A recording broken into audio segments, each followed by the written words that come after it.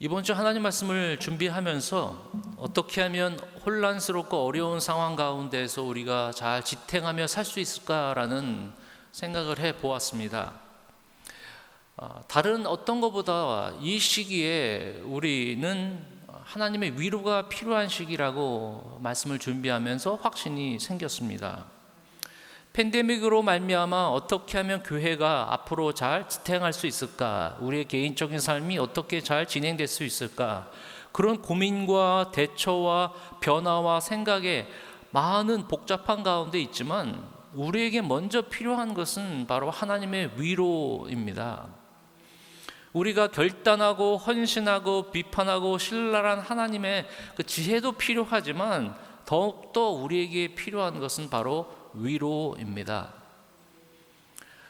우리 성도님들에게 필요한 말씀이 무엇인가, 또 하나님이 과연 우리 교회를 통해서 주시고자 하는 말씀이 무엇인가라고 생각해 봤는데, 그것은 바로 현재 우리가 필요한 것은 바로 하나님의 위로입니다.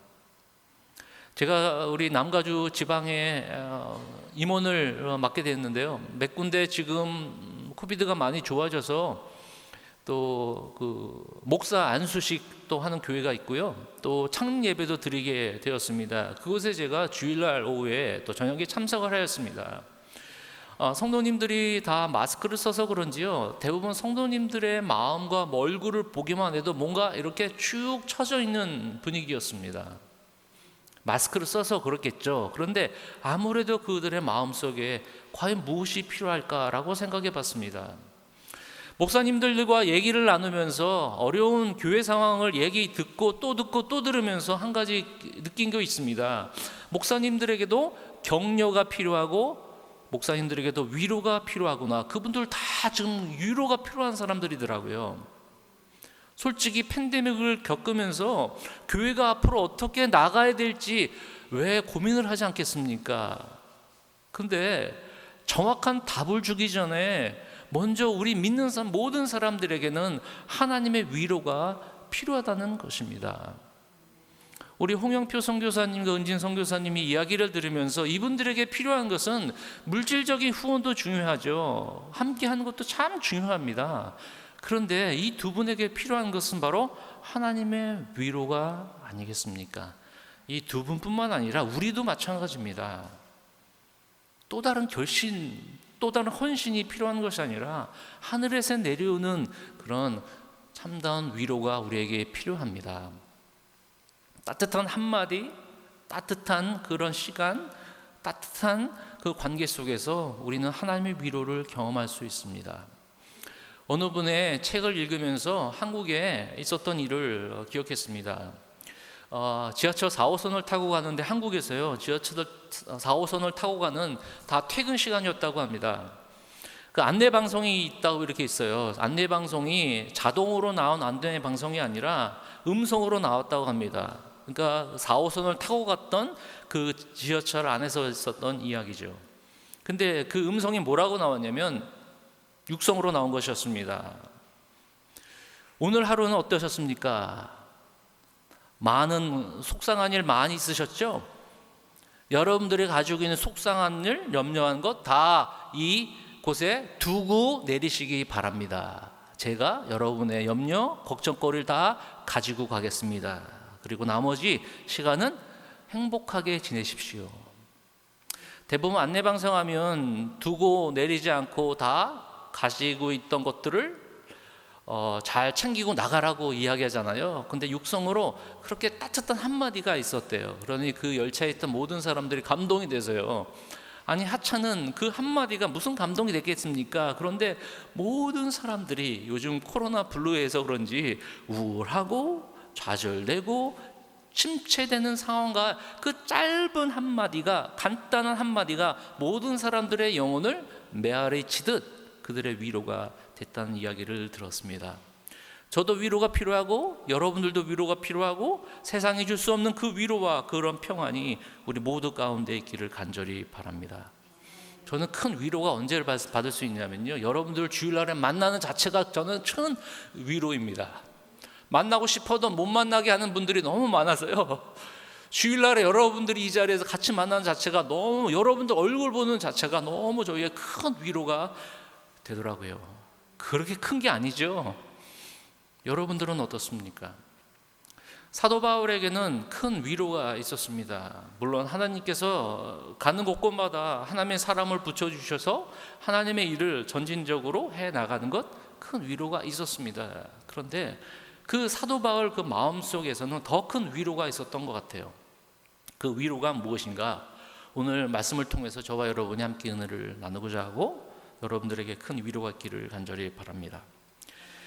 1장 1절부터 2절은 항상 사도 바울은 교회, 본인이 개척했던 교회 교인들에게 그 인사 편지를 쓰면서 축복으로 시작합니다. 하나님의 뜻으로 말미암아 그리스도 예수의 사도된 바울과 형제 디모데는 고린도에 있는 하나님의 교회와 또 온 아가에 있는 모든 성도에게 하나님 우리 아버지와 주 예수 그리스도로부터 은혜와 평강이 있기를 원하노라. 3절부터 6절까지는 위로라는 단어가 9번이나 등장합니다. 몇 절밖에 안 되는 구절에 고린도 교인들에게 위로를 전하고 있습니다. 사실 사도 바울이 고린도 교회한테 위로받을 교회가 아니거든요. 고린도 교회는 사도 바울을 공격했던 교인들이었습니다. 근데 위로를 줬다는 것은 아마 뒷부분에 이야기가 나오는데요. 고린도 교회는 문제가 심각한 교회였습니다. 사도 바울이 세운 교회였지만 거기는 분쟁이 있었어요. 지금으로 말하면 교회 안에서 분쟁으로 다 싸움이 있었습니다. 그 안에 주의 만찬도 주님을 섬기는 것 또 다 하나님께 순종하지 못했어요. 또한 그들의 우상 숭배를 가지고 있었어요. 또한 그 안에 자랑이 생겼어요. 너 은사가 좋다, 네 은사가 좋다, 방언을 해야 되는데 뭐 해야 된다. 그 은사가 너무 그 안에서 혼란스럽게 있으니까 고린도전서 13장의 사랑, 아무리 은사가 뛰어나면 무엇 하느냐, 우리에게는 사랑이 필요하다. 더 심각한 거는요, 고린도 교인들은 바울을 공격했는데 어떻게 공격했냐면, 바울이 네가 진짜 사도냐? 베드로와 요한 그런 제자들이 진짜 사도지 너는 가짜 사도야, 이러면서 인신공격을 시작했습니다. 교회도 분란이 생겼고 교회도 어려운데 이 짧은 1장 고린도 후서를 쓰면서 위로를 전하는 이유가 있어요. 그것은 바로 사도 바울이 고린도 교인들에게 편지를 시작했어요. 솔직히 고린도 전서가 후서는 어떻게 보면 한 그 편지 내용이 될 수 있는데요. 그 전에 4번에 5번, 아니 그 이상의 편지를 다 썼어요. 그런데 고린도 교인들은 바울이 본인들에게 썼던 그 편지 내용을 다 무시해 버리는 거예요. 왜요? 사도권을 인정하지 않는 겁니다. 증거를 대봐. 너가 정말 사도로서 행할 수 있는지. 그런데 이 위로의 말을 전한 것은 뭐냐면요, 우리 한번 하나님 말씀을 보면요, 여기서 디도라는 사람이 나옵니다. 디도라는 사람이 나와요. 이 디도를 통해서 고린도 교회에 편지를 전달합니다. 고린도 전서는 아니에요. 여기 성경에 나와 있지 않은 편지입니다. 고린도 전서 외에 다른 편지를 디도를 통해서 전달을 합니다. 그런데 어떤 내용이 있겠어요? 고린도 교인들에게 너희들 절대로 신앙을 버리지 말라. 절대로 우상을 섬기지 말라. 너희들 절대로 분열하지 말라. 그런 내용을 디도가 이렇게 전달을 했어요. 그런데 이 디도가 전달한 내용을 무시하지 않고 고린도 교인들이 사도 바울의 권면을 다 들었어요. 그리고 그들이 회개하기 시작했습니다. 그래서 한마디로 사도 바울의 큰 위로는 그들의 마음이 딱딱해질 줄 알았는데, 굳을 줄 알았는데 사도 바울의 권면을 듣고 그들의 마음이 유하기 시작했습니다. 그러니 사도 바울은 그 소식을 듣고 얼마나 마음의 위로가 됐겠습니까? 저는 첫 번째, 고난을 이기는 하나님의 위로는 바로 믿음의 사람들을 통하여 우리는 하나님의 위로를 받을 수 있다는 것입니다. 3절 한번 읽어보십시오. 찬송하리로다. 그는 우리 주 예수 그리스도의 하나님이시요 자비의 아버지시요 모든 위로의 하나님이시며 우리의 모든 환난 중에서 우리를 위로하사 우리로 하여금 하나님께 받는 위로로서 모든 환난 중에 있는 자들을 능히 위로하게 하시는 도다. 사도 바울 본인 자체가 위로를 받는 필요한 자인 이유는 본인이 어려운 가운데 하나님의 위로를 받았기 때문에 너희들도 또한 내가 받았던 위로를 전한다라고 편지에 쓴 것입니다. 믿는 사람들 안에서 필요한 위로가 우리들 가운데 또 믿는 사람들 가운데 있었다는 것입니다. 우리가 때로는 어디서 위로를 받습니까? 세상에 있는 사람들을 통해서 위로를 받을 수도 있어요. 그런데 정말 깊은 하나님의 위로는 믿는 사람들을 통해서 위로를 받을 수 있습니다. 왜냐하면 위로도 받아본 사람이 위로할 수 있잖아요. 사랑도 사랑을 받아본 사람이 사랑할 수 있는 것처럼 사도 바울은 하나님의 위로와 환난 가운데 위로를 받았기 때문에 그 위로도 또한 고린도 교인들에게 위로를 전하는 것이었습니다. 우리가 마지막 찬양으로 찬양했던 그 은혜라는 찬양 있잖아요. 가사가 참 좋았습니다. 제가 말씀을 준비하면서 어떤 찬양으로 우리가 한번 우리의 마음 속에 하나님의 위로를 경험할 수 있을까? 근데 찬양이 평범한 것도 평범한 것으로 생각했는데 그것 또한 하나님의 은혜였다. 은혜가 우리에게 큰 위로가 되지 않습니까? 내가 목적을 이루지 못한 거에서 항상 우리는 안달안달하지 않습니까? 삶은 이렇게 살아야 돼. 아이들은 이렇게 자라야 돼. 내 노후는 이렇게 돼야 돼. 내 계획은 이렇게 돼야 돼. 그거에 못 미쳐서 우리는 안절부절하면서 위로로는커녕 어떻게 하면 이루기 위해서 항상 불안하게 사는 것이 우리 아니겠습니까? 미디어와 TV를 보면 정치적으로, 경제적으로, 나라적으로 혼란스럽고 정말 이 가운데 어떤 위로가 필요할까? 이 모든 것 지나온 세월 하나님의 위로, 하나님의 은혜가 있기에 우리는 그곳에서 위로를 받습니다. 왜냐하면 앞으로도 하나님께서 은혜를 지켜주시기 때문에 그분의 방법으로 이끌어 주시기 때문에 그것이 바로 은혜가 아니겠습니까? 평범한 것이 아니라 그 또한 하나님의 은혜였다는 것. 저는 세상 사람들이 어떤 생각을 하며 살고 있는지 어디를 주로 들여다보냐면요, 인터넷에 있는 사람들의 댓글을 많이 봅니다. 익명으로 쓰잖아요. 본인들의 얼굴과 그분들의 이름을 내세우지 않고 댓글로 그분들의 마음을 다 쏟아놓는 것이 바로 인터넷의 댓글들이에요. 저는 그것을 자주 봅니다. 제 얘기는 없어도 사람들의 생각이 어떤 것인지 그곳에서 봐요. 은혜라는 찬양, 평범한 것도 하나님의 은혜라는 찬양을 유튜브에서 보고요, 그 밑에 댓글을 좀 봤어요. 근데 댓글이 엄청나더라고요. 그 찬양이 4분, 5분인데 가사가 그 안에서 사람들의 그 안에서 위로를 받더라고요. 그 중에 댓글 하나가 이런 글이 있었습니다.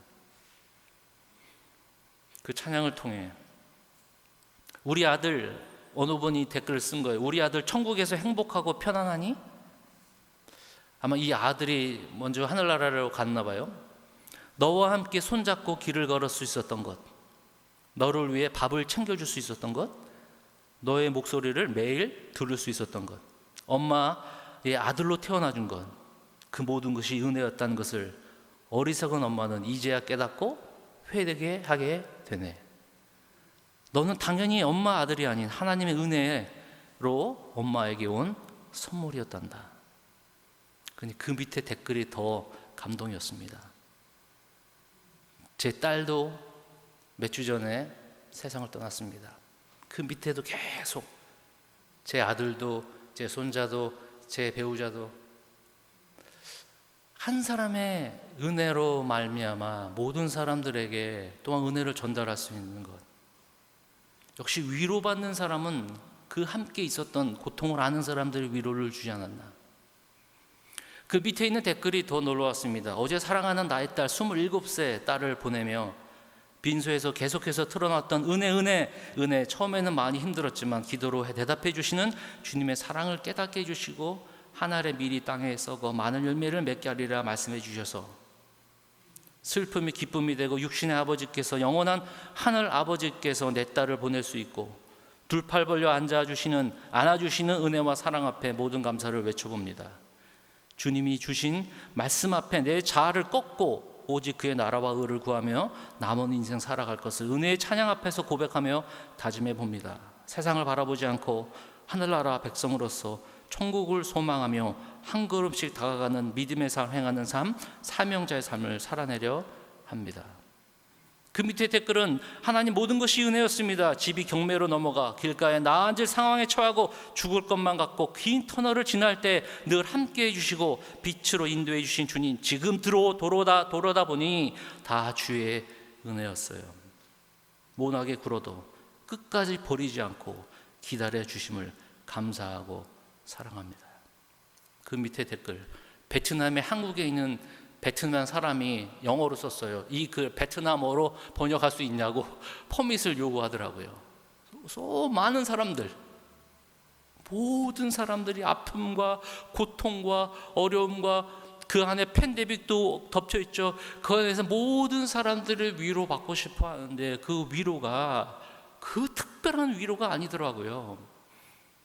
나의 마음을 고통을 알아줄 사람, 이 세상에 내 마음의 깊은 것을 알아줄 수 있는 사람은 나처럼 똑같이 고통받는 사람을 통해서 이해할 수 있다는 것입니다. 그래서 정확한 위로는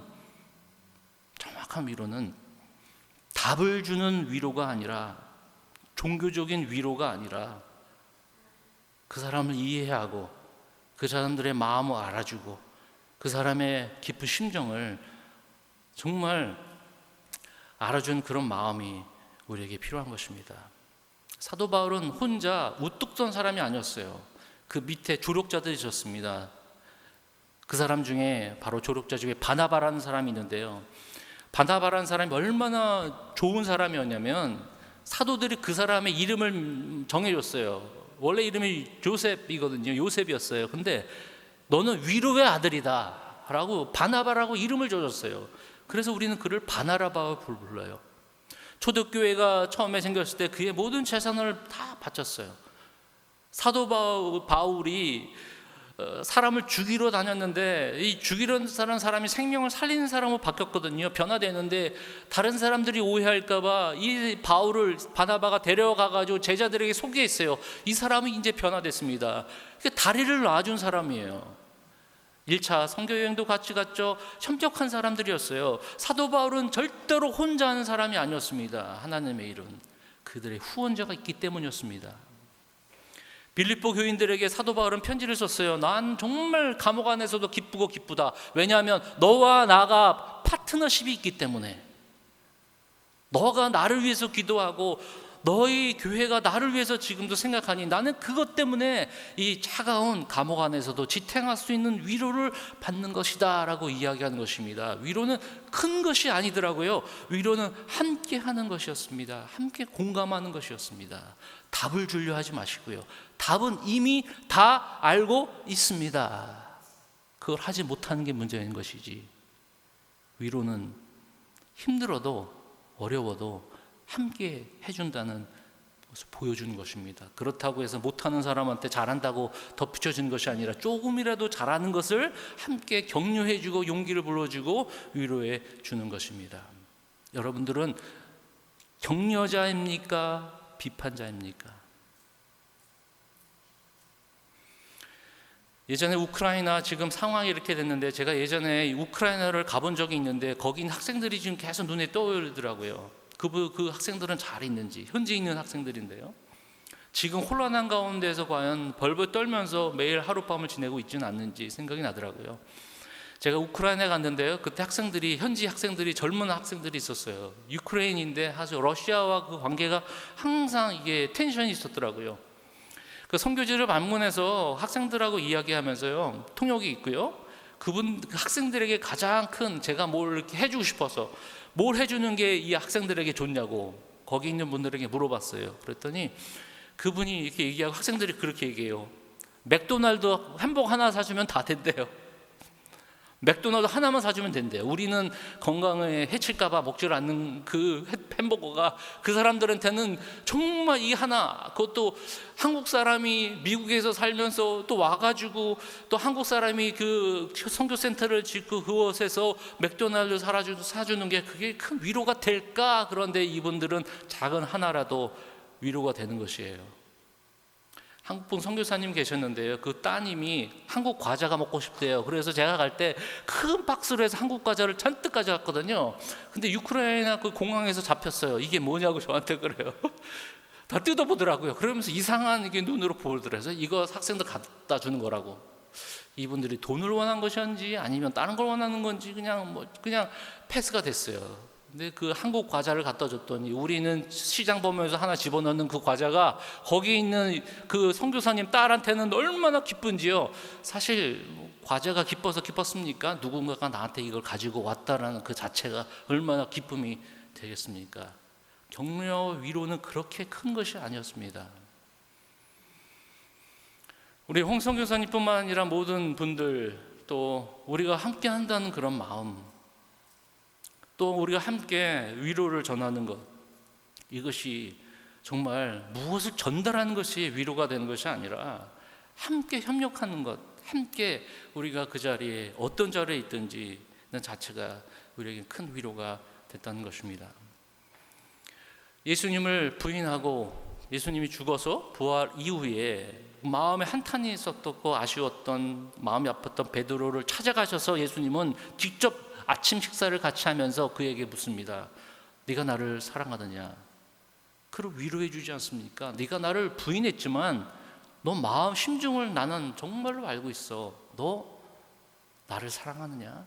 예, 내가 주님을 사랑하는지 주께서 아시나이다.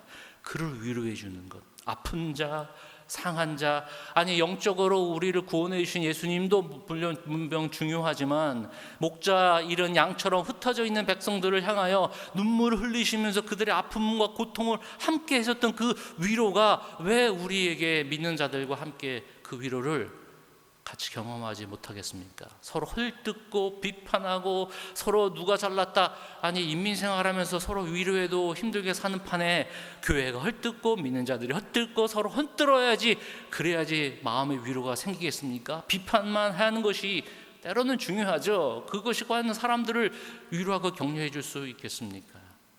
사랑하는 새로운 교회 성도 여러분, 우리 모든 성도님들이 새로운 교회 안에서 주의 몸된 공동체 안에서 함께 큰 위로가, 보기만 해도 위로가 되는 우리 모두가 되기를 주님의 이름으로 간절히 축원을 드립니다. 사도 바울은 로마에 있는 교회들에게 이렇게 마지막으로 16장에 이렇게 얘기합니다. 그 이름을 다 리스트를 써놨어요. 누구에게 안 문안하라, 누구에게 문안하라. 그 특별히 베베라는 사람한테 얘기했어요. 이 사람은 여러 사람과 나의 보호자가 되었다. 아, 바울은 혼자가 아니었구나.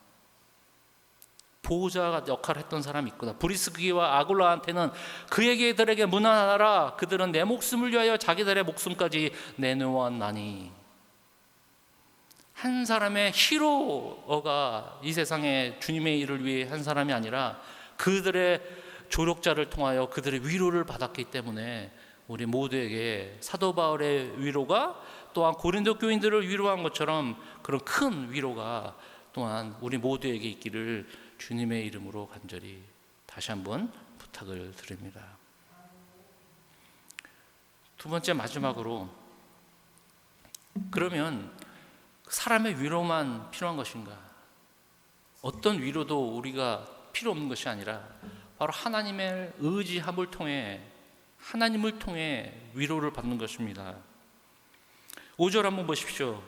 그리스도의 고난이 우리에게 넘친 것 같이 우리가 받는 위로도 그리스도로 말미암아 넘치는도다. 우리가 환난 당하는 것도 너희가 위로로 구원받게 하려는 것이요, 우리가 위로를 받는 것도 너희가 위로를 받게 하려는 것이니 이 위로가 너희 속에 역사하여 우리가 받는 것 같은 고난을 너희도 견디게 하느니라.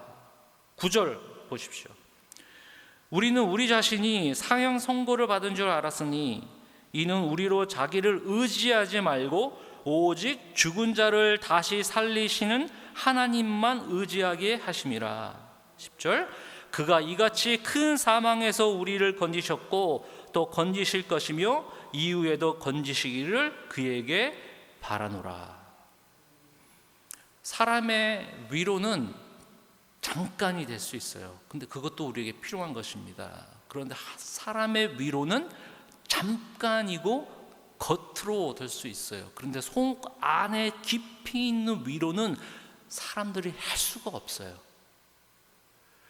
LA 근방에 있는 이름만 되는 큰 교회 목사님이 사모님이 암에 걸리셔가지고요, 작년부터 엄청난 고생을 하시면서 그분이 글을 쓴 내용을 봤어요. 사모님이 암 고통을 하면서 엄청난 힘든 가운데 있는데요, 딱 눈에 띄는 그 내용이 있어요. 어느 순간 고통이 있는 사람은 기도도, 성도들의 위로도, 사람의 위로도, 교회 위로도 다 필요 없는 순간이 있다. 그게 마음에 확 와닿습니다.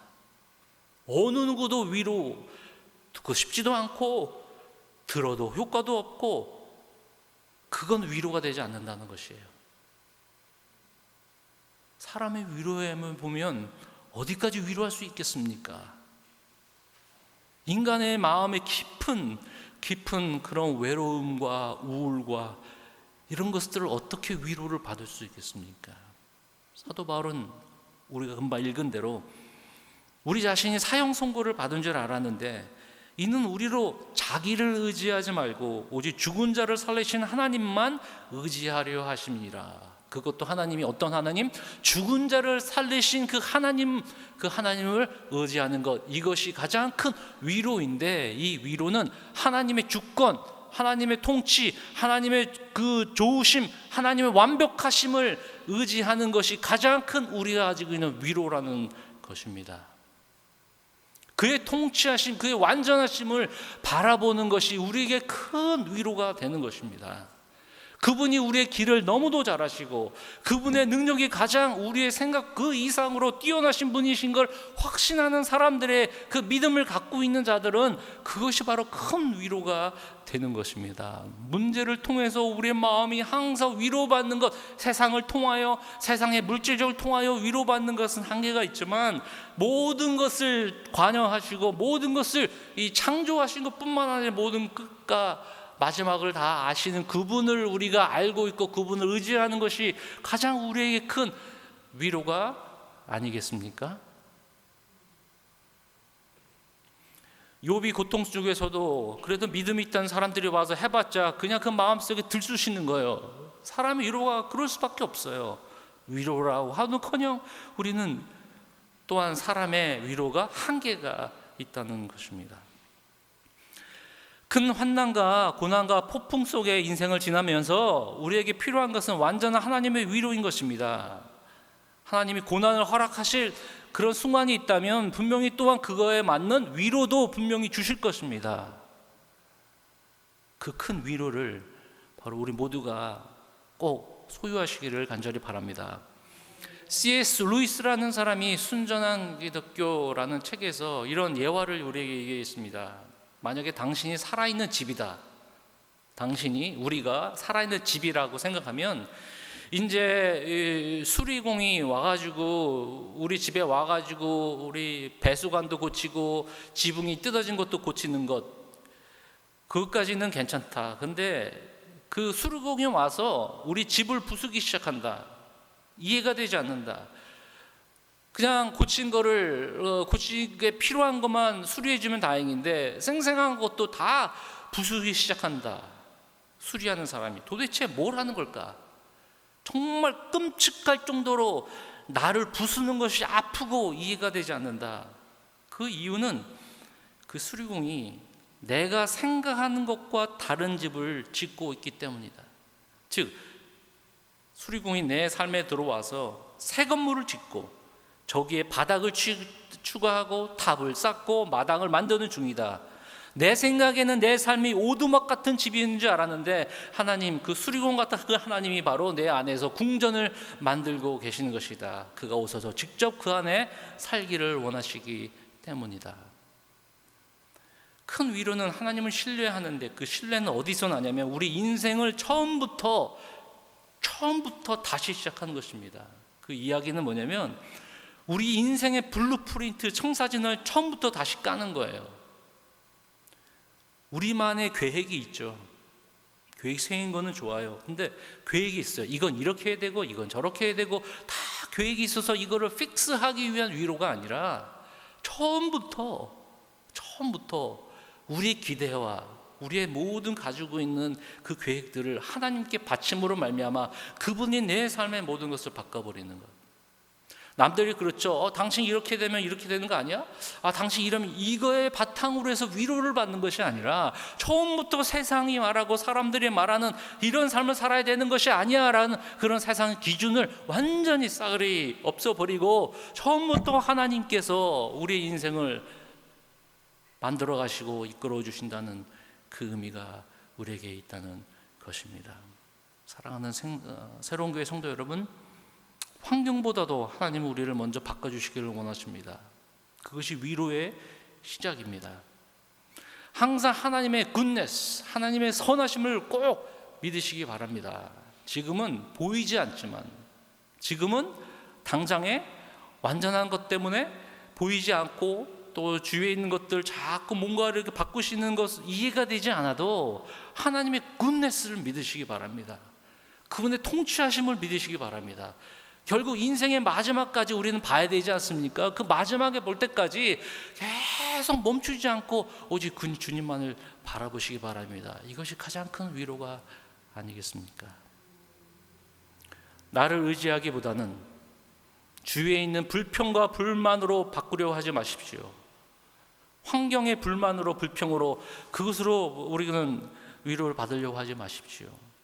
우리 가족은 왜 그래? 친구는 왜 그래? 내 자녀는 왜 그래? 내 배우자는 왜 그래? 내 형제는 왜 그래? 내 부모는 왜 그래? 왜 내 직장 동료는 왜 그래? 이 사회는 왜 그래? 이 정부는 왜 그래? 그 안에서 위로는 그들을 바꾸는 것이 아니라 내가 주님 앞에 나와 내 인생의 완전자시고 내 인생의 생사화복을 주관하신 그 하나님이심을 정확히 잊지 마시고 그분을 향해 순간순간 매일매일 그분과 함께 동행하며 그분의 일하심을 항상 기대하는 마음으로 지금은 퍼즐이 어떤 퍼즐인지 그림은 보이지 않지만 나중에 이러기 위해서 하나님께서 나를 내 삶을 인도하셨구나 라는 그 분을 의지할 때가 가장 위로가 되지 않습니까? 그런 위로가 그 너무 큰 위로가 있기를 간절히 바랍니다. 하나님의 자녀들에게 하나님의 주권보다 더 큰 위로는 없습니다. 같이 기도하겠습니다. 이 시간 기도할 때 우리가 다른 것으로 은혜를 잊지 않고 혹시 살아갔다면 다시 한번 주님의 은혜를 생각하며 또한 하나님의 위로가 세상의 위로뿐만 아니라 하나님을 통한 그 위로를 우리가 경험하길 원합니다 라는 마음으로 다 같이 함께 기도하겠습니다.